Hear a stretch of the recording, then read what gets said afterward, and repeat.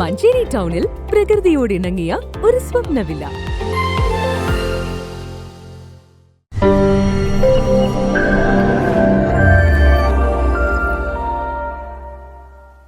ഭിന്നശേഷിക്കാർക്കുള്ള സവിശേഷ തിരിച്ചറിയൽ കാർഡ് നൽകുന്ന രാജ്യത്തെ ആദ്യ നഗരസഭയായി മഞ്ചേരി. ഓഫീസ് പരിസരത്ത് നടന്ന പരിപാടിയിൽ അഡ്വക്കേറ്റ് UA ലത്തീഫ് MLA പ്രഖ്യാപനം നടത്തി. ഇവർക്ക് ഈ നൽകുന്ന കാർഡ് കൊണ്ടുള്ള ഉപകാരം എന്ന് പറയുന്നത് ഇന്ത്യയിലെവിടെയും ഭാരതത്തിലെവിടെയും ഈ കാർഡ് ഉപയോഗിച്ചുകൊണ്ട് അവരുടെ ഐഡൻറ്റിറ്റി തെളിയിക്കുവാൻ ഏത് ഫംഗ്ഷനിലും ഏത് ഓഫീസിലും അവർക്ക് സാധിക്കും എന്നുള്ളതാണ് ഇതിൻ്റെ പ്രത്യേകത.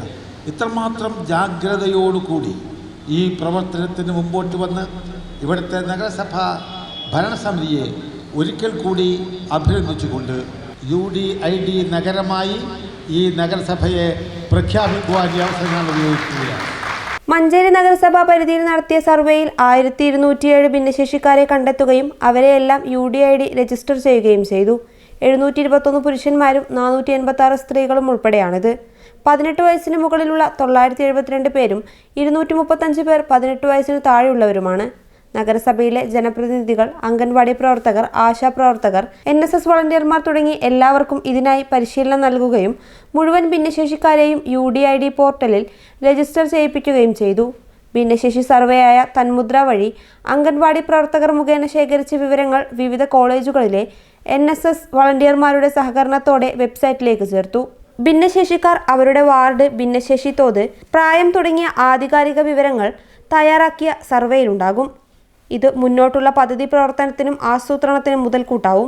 തന്മുദ്ര ഭിന്നശേഷി സർവേ റിപ്പോർട്ട് MLA വൈസ് ചെയർമാന് നൽകി പ്രകാശനം ചെയ്തു. ഭിന്നശേഷി മേഖലയിൽ ഓരോ വർഷവും വിവിധങ്ങളായ പദ്ധതികളും നഗരസഭ നടപ്പിലാക്കി വരുന്നുണ്ട്.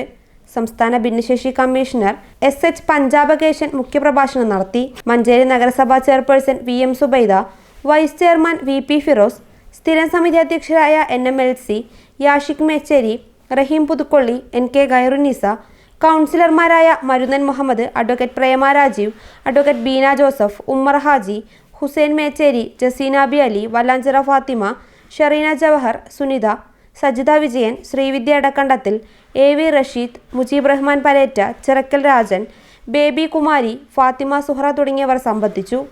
News bureau, Manjeri.